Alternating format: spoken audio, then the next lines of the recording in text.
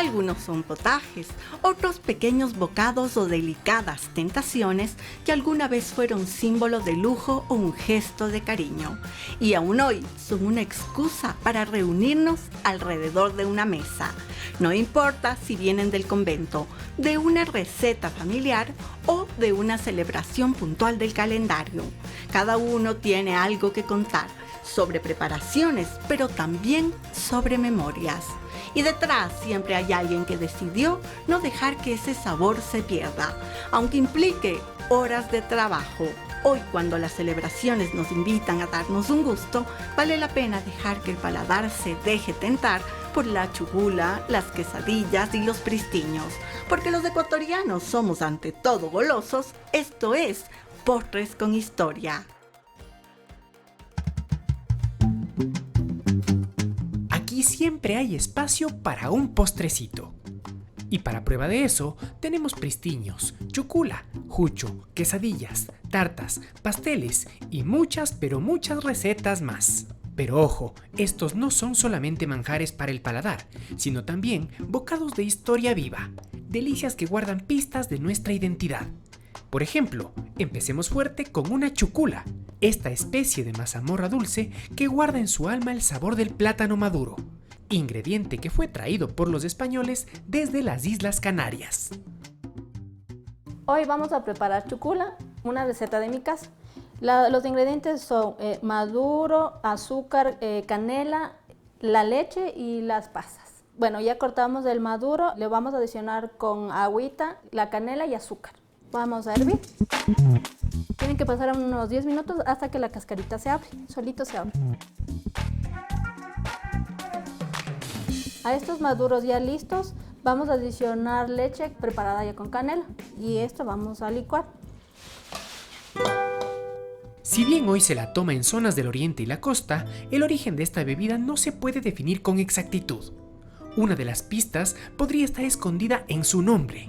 La palabra chucula está presente en algunas de las lenguas que sonaban en nuestro territorio antes de la conquista. La palabra tiene diversos significados y, digamos, a ciencia cierta decir de qué lengua es muy complicado. Pero parece que la palabra chucula existe en la lengua de los sionas del oriente, que significa en esa lengua hacia la huerta. Entre los guaraníes y los sionas igual es plátano machacado. Que hasta yo he pensado que el antecedente podía haber sido con yuca antes de la llegada del plátano, pero no hay pruebas. Con los españoles llegó la religión católica. Esa es una de las claves para entender qué ocurrió en nuestras cocinas, fiestas y recetas. En monasterios y claustros de la época colonial, las recetas llegaban, se acomodaban, cambiaban de ingredientes. Sin embargo, de todo ese trabajo culinario se guardaron pocos registros. Pocos se han encontrado, las monjitas no escribían, pero quizás no les hacía falta porque trabajaban con empleadas. Se permitía que las personas, las monjas, las muchachas que entren a monjas puedan llevar sus empleadas, porque las monjas de claustro eran de la gente más adinerada, de los criollos. Aprendían las empleadas, pero ellas luego tenían que salir, sea porque la monja moría o porque los obispos decían hay muchas empleadas aquí, váyanse a sus casas. De algo tenían que vivir, hacían dulces.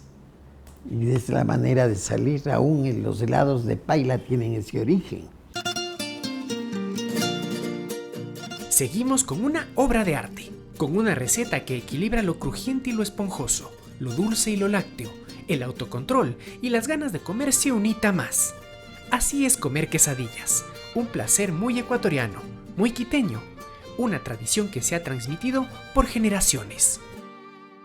Bueno, yo prácticamente nací en la panadería San Juan y yo soy la tercera generación y prácticamente yo llevo en mi ADN esto de las quesadillas. Mi abuelo fue el fundador de esto. En el año de 1935 él comenzó y esto ha sido una receta que se ha pasado familiarmente Y desde muy niños aprendimos a hacer las cosas, al oficio de la panadería, especialmente lo que es nuestra estrella hoy, las quesadillas. Todo lo que hacíamos nosotros se vendía en la mayor parte de tiendas de Quito. Cuando yo era niña, la panadería era en la Carchicuenca, entonces ahí nací yo y habían gente, los hombres, que venían y llevaban en unos charoles grandotes de madera sobre la cabeza, iban repartiendo en las tiendas. Cuando mi abuelo, mi tía y mi mamá ya se murieron, era como, no, esto no puede desaparecer porque esto es parte de la historia de Quito. Nos ponemos manos a la masa para descubrir las historias que alimentan esta institución de la pastelería nacional.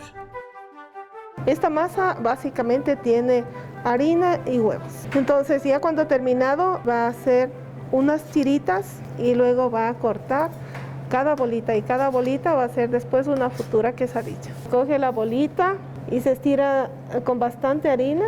Tiene que quedar delgadita y lo más posible redondita. Entonces es pura habilidad, no digo yo maña, sino es pura habilidad. Entonces para el relleno usamos un queso que es de pura crema, parece mantequilla y azúcar. Esto vamos a dar un proceso que se llama cremación. Vamos a hacer un rompope con huevos y azúcar. Esta máquina es histórica, tiene 70 años aproximadamente. Sigue funcionando. Esta máquina es la que mejor calidad de batido nos da. En este momento vamos a mezclar lo que yo les digo, el rompope con el queso y luego le vamos a añadir las harinas. Tiene harina de trigo y almidón de achera. Esa es mi hija única. Ella aprendió aquí desde muy chiquitita, muy chiquitita. Bajaba con una almohada y una cobija y se acostaba en la banca que estamos sentados y ahí dormía las tardes. Yo crecí haciendo esto, o sea, desde que yo me acuerdo y tengo uso de razón, crecí haciendo quesadillas. Creo que si esta mesa y estas paredes doblaran, fuera una historia, todo lo que ha pasado aquí, de lo que las historias, lo que hemos visto, cuánta gente ha pasado. Finalmente vamos a poner las quesadillas al horno. Vamos a esperar aproximadamente 20 minutos para que vean cómo salen las quesadillas.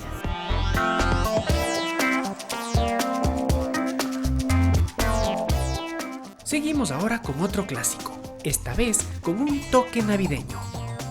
Ahora te voy a sorprender con unos pristiños que son súper delicados, suavecitos. Vamos a poner el agua en una olla con las especies, el anís de Castilla y la canela. Las 2 cucharadas de azúcar, llevamos a fuego. Tenemos ya la harina cernida, como 600 gramos, una cucharadita de polvo para hornear. Vamos a cernir nuestra agua con especias, claro, enfriada. Incorporamos el zapallo, como te había dicho, el purecito. 4 onzas de mantequilla y 2 huevos. Y eso es lo bonito de hacer los pristiños, porque cuando todos se unen, uno corta, otro hace la masa y otra persona fríe. Entonces es la unión familiar ahí. Una vez que hayas logrado ya unirlo, vas a amasarlo. Se debe dejar en reposo 2 horas, siempre tapado. Han pasado ya las 2 horas y vamos a colocar nuestra masa, siempre con harina.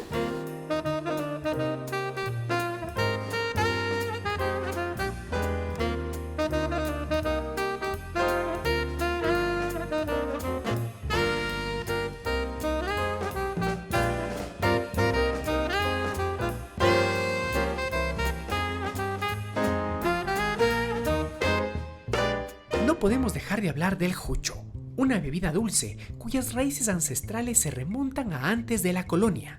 Hasta hoy, comunidades indígenas toman jucho como parte de la celebración de Pauca Raimi, la fiesta del florecimiento. Nosotros vamos a preparar en este momento jucho. Lo primero que vamos a hacer es pelar el durazno. Hacemos unos cortes para que el dulzor entre al durazno. Vamos a hacer el almíbar de durazno. Colocamos especies y la panela y ponemos a hervir por media hora. Luego de media hora sacamos una parte del almíbar de durazno para hacer almíbar de capulí. y ponemos a hervir, 5 minutos aproximadamente. Ahorita vamos a mezclar el almíbar del capulí con el del durazno. Adicionamos la maicena. Movemos y dejamos alrededor de unos 5 a 10 minutos hasta que se tome la consistencia de coladita. Y aunque el jucho se toma tradicionalmente en carnaval, previo a la cuaresma, esta dulzura no tiene nada que ver con religión. Siempre para febrero, cuando había las frutas, pero no tiene que ver con ninguna cuestión religiosa. Los misioneros que vinieron trataron de empatar las fiestas. Todo lo que comemos hoy de jucho ya es una sofisticación con productos europeos, que originalmente debe haber sido solamente el capulí cocido, al que se le añadía alguna cantidad de dulce que era sacado de las pencas, ¿cómo se llama? Yaguarimishki, tal vez. Pero lo propio antiguo prehispánico debe haber sido capulí con agua y nada más. No había panela, no había nada de esas cosas. Y hablando de Cuaresma y Semana Santa, la torta negra de Jueves Santo es posiblemente una de las recetas registradas más antiguas de la repostería nacional. En una recopilación de María Eulalia Ventimilla se ubica este contundente plato, a mediados del siglo XIX, en casa de una familia cuencana. Ese registro fue la base para que un grupo de investigadores recree esta curiosa torta. Para hacer la torta de Jueves Santo, lo primero que debemos hacer es una infusión. Hojas de naranja, tenemos ispingo, tenemos laurel, tenemos hojas del jardín, que lo hemos puesto acá. Dejarle por lo menos unas 4 horas infusionada. Luego de 4 horas tenemos ya una infusión muy aromática. Lo siguiente es, con esta agua, vamos a cocinar la harina de arroz. Constante mezcla, mezclar y mezclar, para que no se nos queme en la base. Tenemos que cocinarle hasta que en la base puedas ver una costra. A esta masa le vamos a agregar la mantequilla. El siguiente ingrediente es la panela en polvo. Nuestro postre también tiene muchas especies como espingo, canela, clavo y pimienta de dulce. Para esto ya lo hemos triturado y tenemos acá. Eso va a hacer que aporte también al color de la preparación y también va a ser una torta bastante aromática.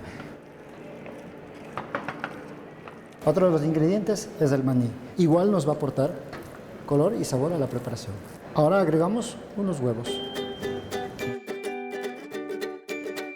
Pues nos falta un solo ingrediente más, que es el queso. El queso y todos los ingredientes estén unificados y estamos listos. Mientras está en el horno, vamos a hacer nuestro almíbar, que vamos a utilizar la misma infusión. Vamos a sacar las hierbas y vamos a agregar nuestra panela. Y esto va a necesitar una reducción hasta que tengamos un almíbar bastante espeso.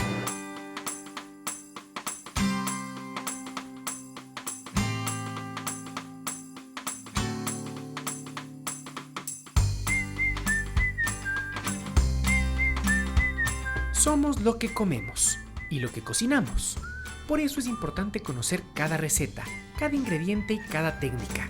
Así se mantiene viva la larga tradición dulcera y pastelera que disfrutamos cada vez que se presenta la ocasión.